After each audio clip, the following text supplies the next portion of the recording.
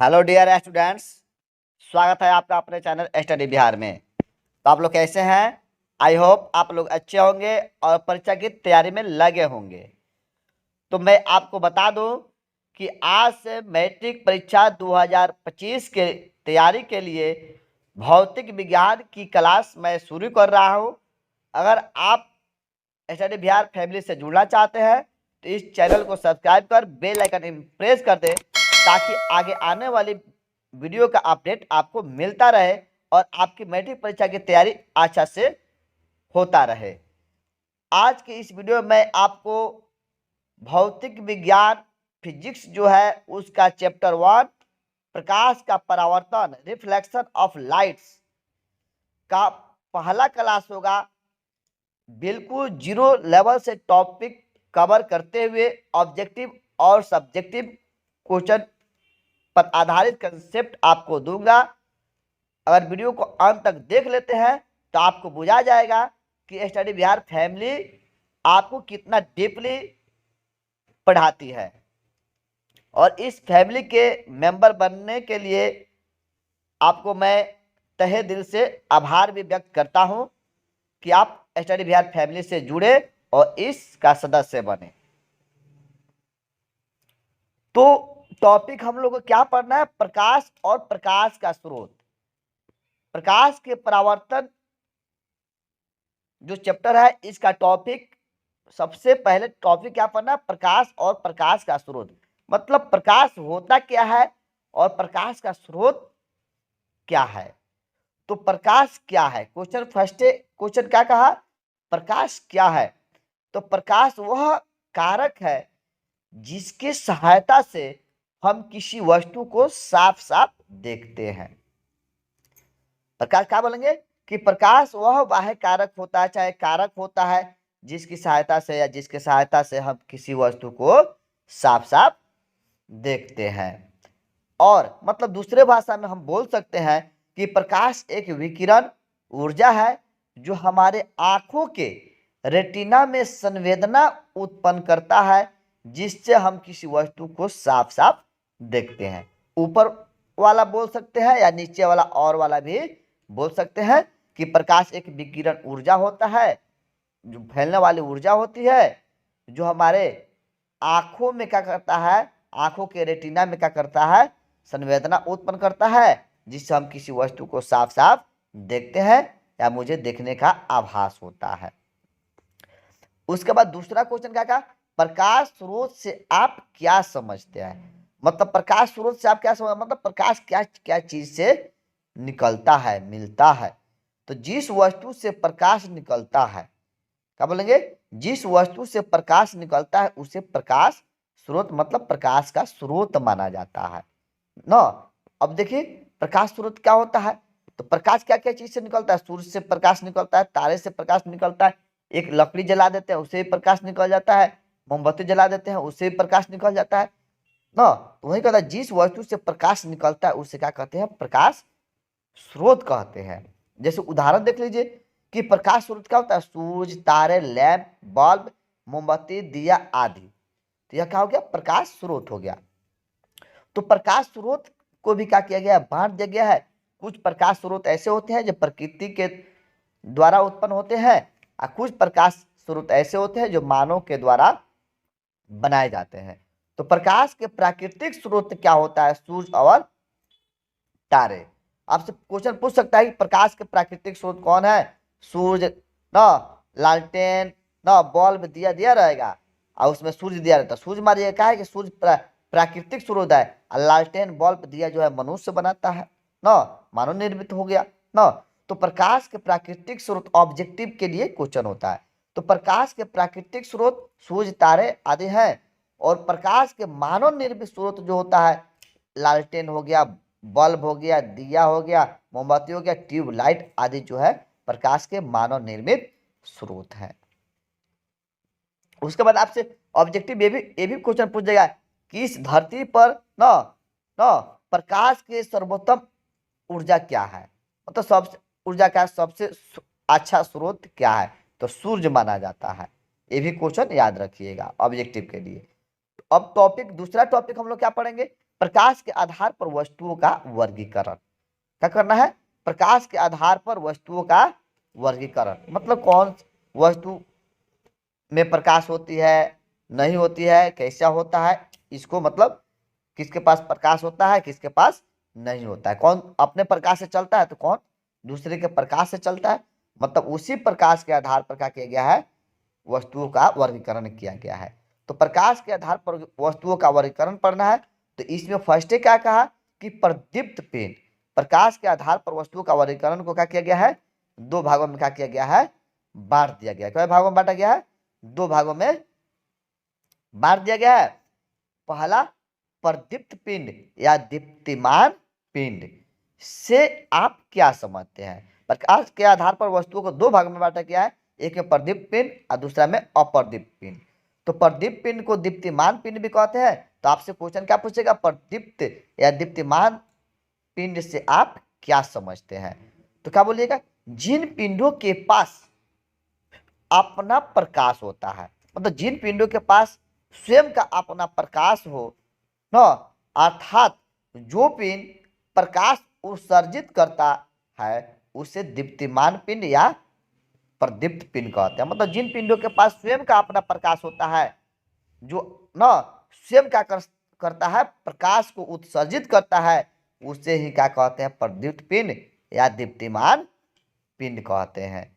जैसे क्या हो जाता है, सूर्य, तारे न, बिजली का बल्ब, जलती मोमबत्ती, लालटेन आदि, यह क्या होता है, इनके पास क्या होता है, अपना प्रकाश खुद का होता है, यह जलते हैं और प्रकाश को उत्सर्जित करते हैं। मोमबत्ती जलाइएगा, बल्ब जलाइएगा, सूर्य का तारा न, इस सब लालटेन जलाइएगा तो क्या होगा, जलने के बाद यह स्वयं क्या कर देगा, प्रकाश उत्पन्न करने लगता है। तो वही कहता है कि जिन पिंडों के पास अपना प्रकाश होता है, जो स्वयं प्रकाश को क्या करते हैं, उत्सर्जित मतलब निर्माण करते हैं, उसे ही क्या कहते हैं, प्रदीप्त पिंड या दीप्तिमान पिंड कहते हैं। अब हो गया दूसरा में क्या होगा, अप्रदीप्त पिंड, मतलब जिसके पास अपना प्रकाश तो उसे प्रदीप्त या दीप्तिमान पिंड, और जिसके पास अपना प्रकाश नहीं होगा तो उसे अप्रदीप्त पिंड कहेंगे। तो अप्रदीप्त पिंड से आप क्या समझते हैं? दूसरा क्वेश्चन क्या पूछा जाएगा कि अप्रदीप्त पिंड से क्या समझते हैं? तो क्या बोलिएगा, उत्तर क्या दीजिएगा, जिन पिंडों के पास अपना प्रकाश नहीं होता है, मतलब जिन पिंडों के पास अपना स्वयं का प्रकाश नहीं होता है, अर्थात जो पिंड न प्रकाश को उत्सर्जित नहीं करते हैं, प्रकाश उत्सर्जित नहीं कर सकते हैं, उसे क्या कहते हैं, अप्रदीप्त पिंड कहते हैं।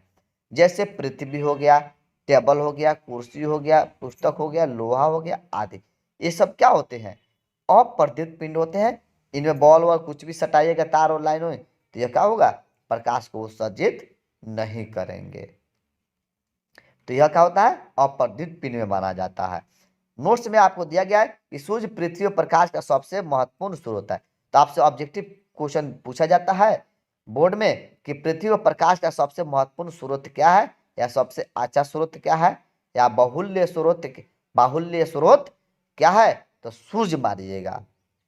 उसके बाद देखिए, अब कह रहा है प्रकाश के प्रकीर्णन से आप क्या समझते हैं? प्रकाश के प्रकीर्णन से आप क्या समझते हैं? तो इसको आप उत्तर क्या दीजिएगा, सूर्य से आता प्रकाश, जब सूर्य से प्रकाश निकलता है और वातावरण में फैले हुई जो सूक्ष्म कण होते हैं उस पर पड़ता है, तो वे क्या करते हैं, कण क्या होते हैं, अपने पढ़ने वाले प्रकाश की कुछ ऊर्जा को क्या करते हैं, अवशोषण कर लेते हैं, और शेष ऊर्जा को चारों तरफ क्या करते हैं, विकृत कर देते हैं, मतलब फैला देते हैं। तो इस क्रिया को क्या कहते हैं, प्रकाश का प्रकीर्णन कहते हैं। और प्रकाश के प्रकीर्णन के कारण ही हम उस वस्तु को भी देख लेते हैं जिस पर प्रकाश नहीं पड़ता है।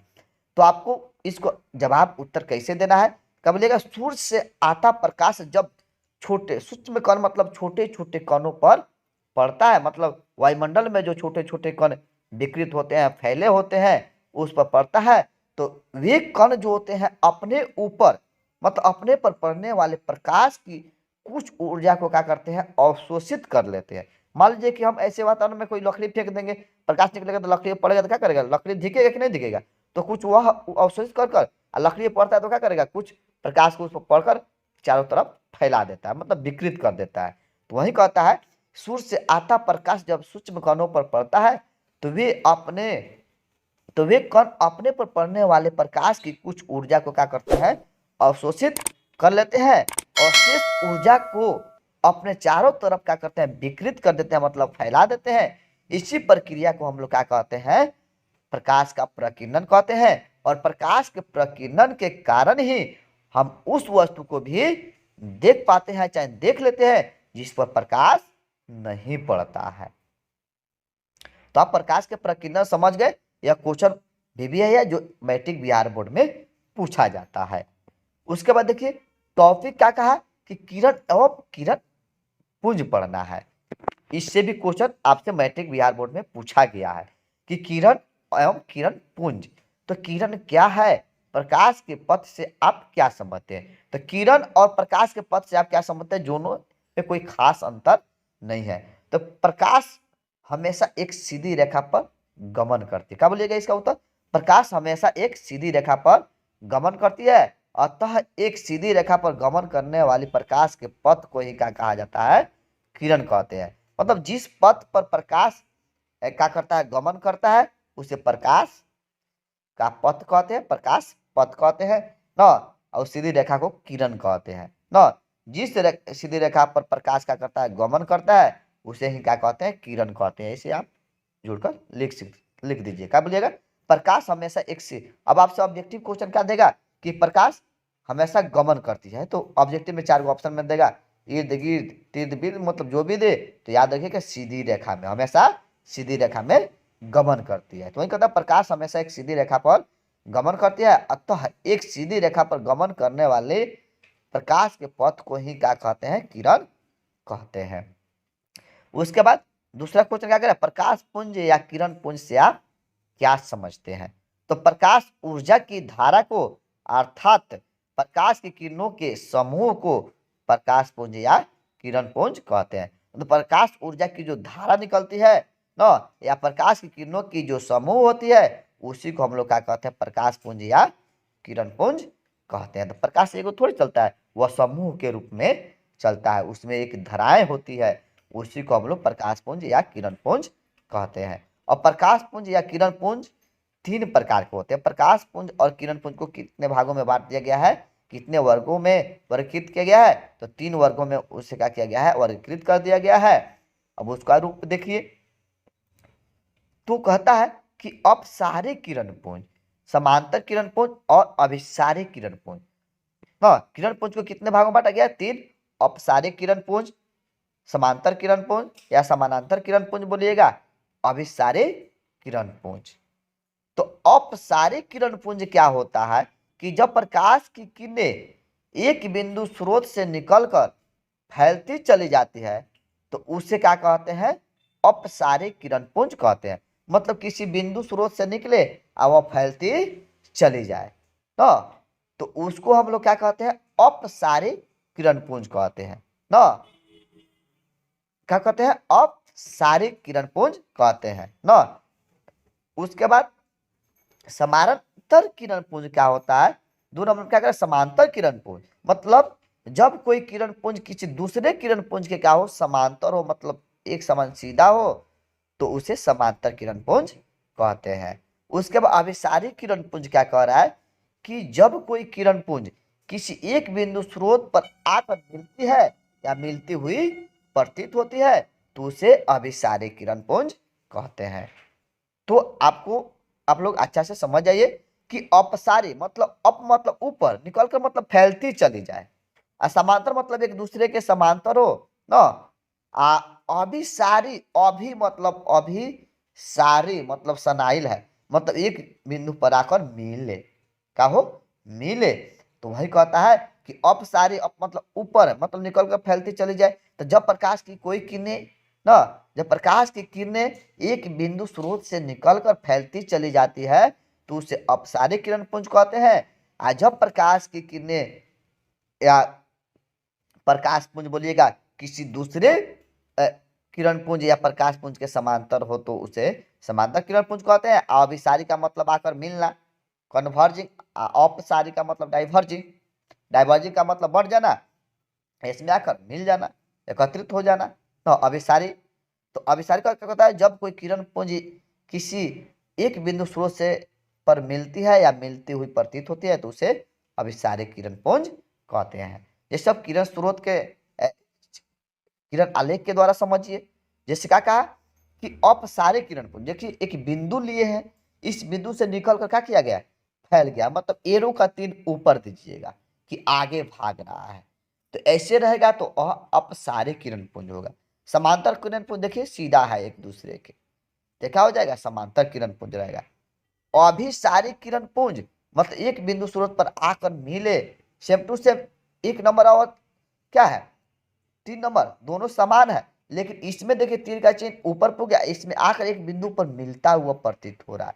जब एक बिंदु से निकलकर फैलती चली जाए, अप मतलब ऊपर की तरफ, तो वह अपसारी, समांतर हो जाए तो समांतर किरण पुंज, एक बिंदु पर आकर कोई किरण मिले तो उसे अभिसारी किरण पुंज कहते हैं। देखिए आकर इधर मिला हुआ है तो तीरों के तीर का चिन्ह ऐसे दीजिएगा ना, बाहें की तरफ, इसमें क्या कीजिएगा, अपसारी में दाएं की तरफ, इसमें समांतर किरण पुंज में किसी इधर दे दीजिए चाहे इधर दे दीजिए, तो अधिकांश करके दाएं दीजिएगा, दाएं की तरफ तो अच्छा रहेगा, मतलब किसी एक और दे दीजिएगा समांतर किरण पुंज। तो आप समझ गए होंगे, मैं उम्मीद करता हूं कि आप लोग अच्छा से समझ रहे होंगे। और टॉपिक ये तो किरण पुंज हो गया, खत्म हो गया। और दूसरा टॉपिक, इसके बाद अगला टॉपिक क्या हो रहा है, पारदर्शिता के आधार पर किरण पुंज के, किरण के आधार पर हम लोग वर्गीकृत पढ़े हैं, क्या पढ़े हैं कि प्रकाश पुंज किरण के आधार पर पढ़े हैं ना। अब हमको क्या पढ़ना है, पारदर्शिता के आधार पर क्या पढ़ेंगे, पारदर्शिता के आधार पर पदार्थों का वर्गीकरण, मतलब किस पदार्थ से होकर प्रकाश पार कर जाता है, किससे प्रकाश नहीं पार कर सकता है, किससे कुछ करता है कुछ नहीं करता है। तो वही पारदर्शिता का मतलब होता है देखना, मतलब एक पदार्थ से होकर दूसरे पदार्थ को देखा जा सकता है ना, तो वही पारदर्शिता कहलाता है। तो पारदर्शिता के आधार पर पदार्थों का वर्गीकरण पढ़ना है। तो पारदर्शिता के आधार पर पदार्थों का जो वर्गीकरण किया गया है, 3 वर्गों में क्या किया गया, बांट दिया गया है, पारदर्शी पदार्थ, पारभासी पदार्थ और अपारदर्शी पदार्थों में क्या किया गया है, बांट दिया गया है। तो अब क्या करेंगे, पारदर्शी पदार्थ पढ़ेंगे। तो पारदर्शी पदार्थ से आप क्या समझते हैं, तो ये पदार्थ जिनसे होकर प्रकाश आसानी से पार कर जाते हैं तो उसे पारदर्शी पदार्थ कहते हैं। क्या बोलेंगे, मतलब जिन पदार्थों से होकर प्रकाश क्या करता है, पार कर जाता है ना, उसे पारदर्शी पदार्थ कहते हैं। मतलब जिन पदार्थों से होकर प्रकाश आसानी से पार कर सकता है, जब पार कर जाएगा तो उनसे होकर हम दूसरे वस्तु को देख सकते हैं, तो उसे हम लोग क्या कहते हैं, पारदर्शी पदार्थ कहते हैं। कांच, हवा, पानी, तो शीशा में भी हम शीशा से भी होकर दूसरे वस्तु को देख सकते हैं, हवा में तो देखे रहते हैं, पानी में भी देखिए, गिलास में पानी रख दीजिएगा, उसके बाल्टी में कुछ रख दीजिएगा, साफ पानी में देखिएगा अंदर दिखाई जो वस्तु डाले रहेंगे वह दिखता है, क्यों कि उसमें भी प्रकाश जाता है, उसमें प्रकाश प्रवेश करता है। तो यह क्या हुआ, पारदर्शी पदार्थ होता है, मतलब जिससे होकर प्रकाश पार कर जाए। अब क्या कहता है, पारभासी पदार्थ से आप क्या समझते हैं, दूसरा क्या कहा, पारभासी, पारभासी, पार मतलब पार करना, भासी मतलब आधा उधी, मतलब ये पदार्थ जो अपने पर पड़ने वाले प्रकाश के कुछ ही अंश को बाहर जाने देती है उसे पारभासी पदार्थ कहते हैं। मतलब जो पदार्थ ना अपने से होकर प्रकाश के कुछ ही अंश को बाहर निकलने देती है, जाने देती है, तो उसे पारभासी पदार्थ कहते हैं। जैसे कुहासा, देखिए प्रकाश तो निकलेगा कुहासा के मौसम में, लेकिन क्या होता है, पूर्ण रूप से विकसित नहीं हो पाता, क्यों कि वह क्या करता है, वह अपने से होकर प्रकाश को पूरी तरह से जाने नहीं देता है, इसलिए कुहासा के मौसम में क्या होता है, थोड़ा कम प्रकाश दिखाई देता है। धुआं, धुआं पर भी प्रकाश का होता है, आधा जाता है और आधा पार नहीं कर पाता है। तेल लगा हुआ कागज, तेल लगा हुआ कागज पर क्या कीजिएगा, लाइट बाजिएगा तो प्रकाश ऊपर ये बगल से वो बगल जो होता है, इस पार से उस पार पूरी तरह से नहीं निकलता है। घिसा हुआ शीशा, उसमें प्रकाश मारिएगा तो पूर्ण रूप से नहीं निकलेगा, मतलब आधा निकलेगा आधा नहीं निकलेगा। तो वही कहता है पारभासी पदार्थ, ये पदार्थ जो अपने पर पड़ने वाले प्रकाश के कुछ ही अंश को बाहर जाने देती है या निकलने देती है, तो उसे पारभासी पदार्थ कहते हैं। तो आपसे ऑब्जेक्टिव में क्वेश्चन पूछ देगा कि निम्न में कौन पारदर्शी पदार्थ है, कौन पारभासी पदार्थ है। कौन? अपारदर्शी पदार्थ है। तो कांच, हवा, पानी पारदर्शी, कुहासा, धुआं, तेल लगा कागज, घिसा हुआ शीशा, ये सब क्या होता है? या घिसा हुआ कागज भी दे सकता है, पनिक भी दे सकता है। तो यह पारदर्शी पारभासी हो जाएगा। अब देखिए अपारदर्शी पदार्थ क्या होता है। तो अपारदर्शी पदार्थ से आप क्या समझते हैं? तो ये पदार्थ जो अपने से होकर प्रकाश को नहीं जाने देते हैं। मतलब जो पदार्थ क्या होते हैं, अपने से होकर प्रकाश को बिल्कुल नहीं जाने देते हैं ना, तो उसे हम लोग क्या कहते हैं? अपारदर्शी पदार्थ कहते हैं। जैसे लोहा हो गया, लकड़ी हो गया, कुर्सी हो गया, ईंट हो गया, पत्थर हो गया, पेंट हो गया, इस सब पर प्रकाश पड़ता है तो वह पार नहीं करने देता है, मतलब परावर्तन हो जाता है। जैसे लोहा पर प्रकाश ऐसे लाइट मारिएगा तो वो बगल तो नहीं जाएगा, इधर छितरा इधर लौटा देता है। ये प्रकाश का परावर्तन इसमें होने लगता है, लौटने लगता है। तो इस सब पदार्थ का होता है अपारदर्शी पदार्थ होता है। तो मैं उम्मीद करता हूं कि मेरे प्रिय छात्रगण आप लोगों को यह वीडियो अच्छा लगा हो। अगर अच्छा लगा हो तो कमेंट में बताएं, और चैनल को सब्सक्राइब अभी तक नहीं किया है तो चैनल को सब्सक्राइब कर दें और वीडियो को लाइक करना ना भूलें। जय हिंद, जय भारत।